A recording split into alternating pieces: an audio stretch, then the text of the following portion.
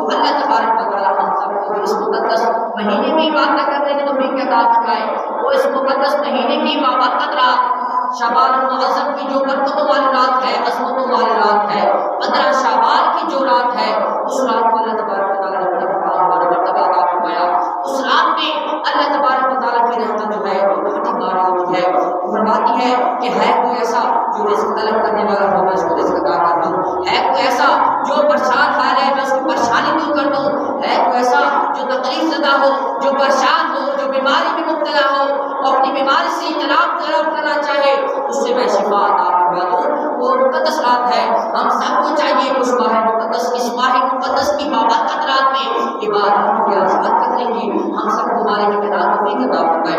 اور آج کا ہمارا جو موضوع ہے وہ ہے ختم نبوت کی اہمیت۔ تاجدار ختم نبوت زندہ باد صلی اللہ علیہ وسلم کی اہمیت پر ہم گفتگو کر رہے ہیں۔ وہ وجہ کیا ہے؟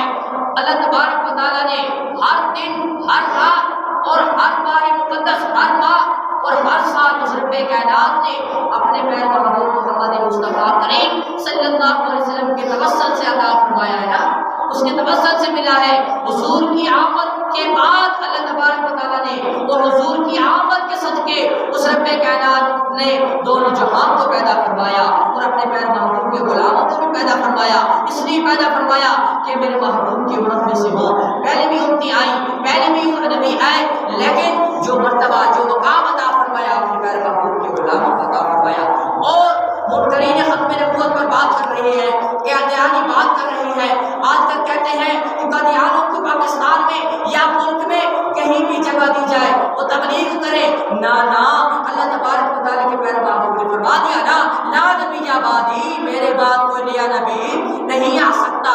جب حضور کی ذات اقدس تشریف لائی اس کے بعد نبوت کا سلسلہ ختم ہو گیا، کوئی نیا نبی نہیں آ سکتا۔ تو اب اسی وقت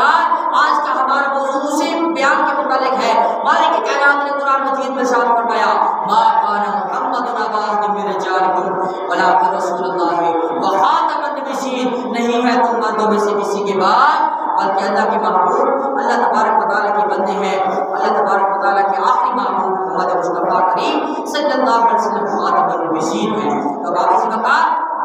ختم نبوت کا جو مسئلہ ہے یہ بڑا حساس ہے، بڑا نازک ہے۔ عقیدہ ختم نبوت بڑا نازک اور حساس عقیدہ ہے، اگر اس میں تھوڑا سا بھی شک اور تردد پیدا ہو جائے تو آدمی دائرہ اسلام سے خارج ہو جاتا ہے، ایمان کی دولت سے محروم ہو جاتا ہے۔ جو بھی بیان ہوگا قرآن و حدیث کے متعلق انشاءاللہ اس کے مطابق ہوگا۔ امام اعظم ابو حنیفہ رحمۃ اللہ علیہ کے دور میں ایک شخص نے نبوت کا اعلان کر دیا، کہتا تھا کہ میں نبی ہوں، میں نبی ہوں۔ لوگوں نے اسے پکڑ لیا تو وہ کہنے لگا مجھے دلائل دینے دو کہ میں نبی ہوں، میں دعویٰ کرتا ہوں اور دعوے کے مطابق میں دلیل پیش کروں گا، نبوت کی نشانیاں دکھاؤں گا۔ تو جو لوگ اس سے کہتے تھے نا، جو لوگ کہتے ہیں کہ آپ نبوت کا دعویٰ کر رہے ہیں، آپ دلیل دیں۔ امام اعظم ابو حنیفہ رحمۃ اللہ علیہ فرماتے ہیں نبوت کی نشانی دکھانے کا موقع دیا جائے، اس سے طلب کرتے ہیں۔ تو امام صاحب نے فرمایا جو اسے نبی ہونے کی علامت، نبی ہونے کی دعویٰ جو کر رہا ہے اس کی دلیل، اس کی نشانی طلب کرے گا، دلیل طلب کرے گا، وہ بھی کافر ہو جائے گا جو اسے طلب کر رہا ہے۔ یعنی کہ اس کے دل میں، اس کے ذہن میں شک و تردد ہے کہ وہ کہہ رہا ہے کہ اللہ تبارک و تعالیٰ کی نبی کی بات کوئی اور نبی نے آ سکتا ہے، اس کے ذہن میں تشدد اور تردد اور شک پیدا ہو رہا ہے۔ لیکن امام صاحب نے فرما دیا جو شخص اسے دلیل طلب کرے گا، جو شخص اس کو یہ کہے گا کہ آپ دلیل پیش کرو، وہ بھی کافر ہو جائے گا، وہ بھی دائرہ اسلام سے خارج ہو جائے گا، وہ بھی منکر ہو جائے گا۔ تو پھر نبی محمد مصطفیٰ کریم صلی اللہ علیہ وسلم کے آخری نبی ہونے میں شک کر رہا ہے، اور ایک مسلمان کے دل میں شک نہیں ہونا چاہیے، اس لیے کہ اللہ تعالیٰ نے بڑے کھلے الفاظ میں فرما دیا، اپنے محبوب کے بارے میں فرما دیا کہ میرے محبوب محمد مصطفیٰ کریم صلی اللہ علیہ وسلم خاتم النبیین قرار دیا ہے۔ اور نبی رحمت صلی اللہ علیہ وسلم نے بڑے صراحت کے ساتھ بڑے کھلے الفاظ میں فرمایا لا نبی بعدی، میرے بعد کوئی نیا نبی نہیں آ سکتا۔ جو نبی بننے کی دعا کرتا ہے، نبی بننے کی تمنا کرتا ہے، تو حضور محمد مصطفیٰ کریم صلی اللہ علیہ وسلم کے بعد بھی نبوت کا دعویٰ کرنا تو کجا، نبوت کا دعویٰ کرنا تو کجا، نبی بننے کی تمنا نہیں کرنا، وہ دعا کرنا بھی جائز نہیں ہے۔ طرح نبوت کا دعویٰ کرنے والا کافر ہو جاتا ہے، اسی طرح نبوت کی تمنا کرنے والا بھی وہ بھی دین اسلام سے خارج ہو جاتا ہے۔ تو اللہ تبارک و تعالیٰ ہم سب کو تعالیٰ کائنات علی نبی جینا علیہ السلام کے ساتھ سچی محبت عطا فرمائے اور حضور کی ناموس پر اور حضور کی ختم نبوت پر پہرا دینے کی توفیق عطا فرمائے۔ اب آپ اس وقت آپ آئے حدیث پاک سے دیکھتے ہیں کہ حدیث پاک میں اللہ تبارک و تعالیٰ کے پیارے محبوب کیا فرماتے ہیں، اپنے خاتم النبیین ہونے کی کیسی دلیل پیش فرما رہی ہے۔ تو اللہ تبارک و تعالیٰ کے پیارے محبوب فرماتے ہیں کہ عنقریب میری حکومت میں 30 عذاب جھوٹے بڑے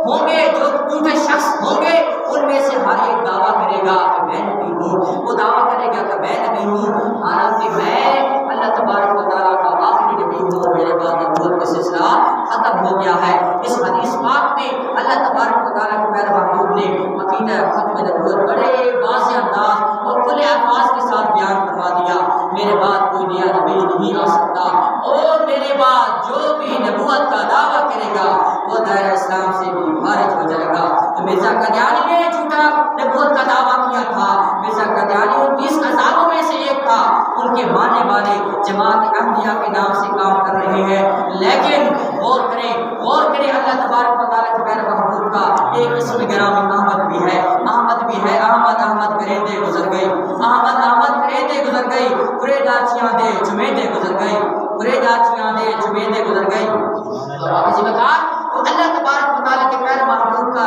نام ہے اس میں گرامی احمد بھی ہے، احمدی ہم ہیں۔ وہ جو قادیانی کافر ہیں وہ تو کافر بھی ہے اور مرتد بھی ہے، دجال بھی ہے، وہ تو دائرہ اسلام سے بھی خارج ہو گئے ہیں، ان کی احمدی کے ساتھ کوئی تعلق نہیں ہے۔ اس کے جو پیروکار بھی ہیں احمدی وہ تو ویسے کافر ہیں، وہ تو ویسے اسلام سے خارج ہو گئے ہیں، جو ان کے پیروکار ہیں، جو ان کی پشت پناہی کر رہے ہیں، جو ان کے ساتھ تعاون کر رہے ہیں، وہ بھی دین اسلام سے خارج ہے۔ تو اللہ تبارک و تعالیٰ ہم سب کو عقیدہ ختم نبوت سمجھنے کی توفیق عطا فرمائے۔ جو عقیدہ ختم نبوت پر پہرا دینا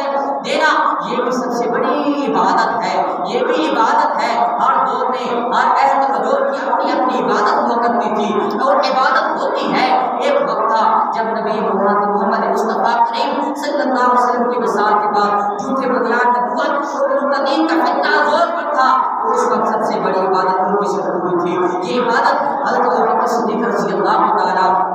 انہوں نے اپنے ساتھیوں کے ساتھ مل کر ادا کی۔ پھر ایک دور آیا جب یزید تخت پر بیٹھا تھا، دین اسلام کی شکل بگاڑنے پر تلا ہوا تھا، تو اس وقت اس کا راستہ روکنے کے لیے سب سے بڑی عبادت تھی یہ عبادت حضرت سید